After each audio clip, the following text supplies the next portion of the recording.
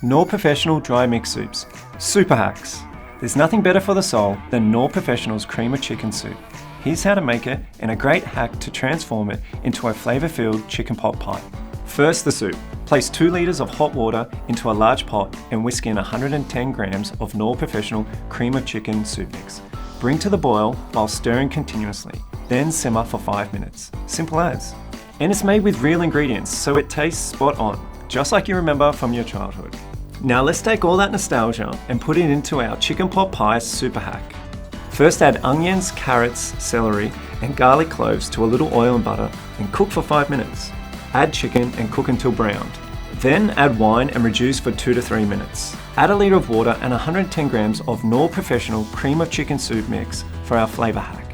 Bring to the boil, whisking occasionally. Add a little Knorr Professional roux and Knorr Professional liquid chicken stock. Add Parmesan cheese and frozen peas and stir to combine. Transfer the chicken mixture to the pie dishes. Top with puff pastry, folding edges down.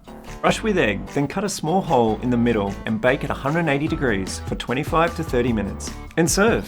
Quality pie with that timeless chicken flavour, made easy.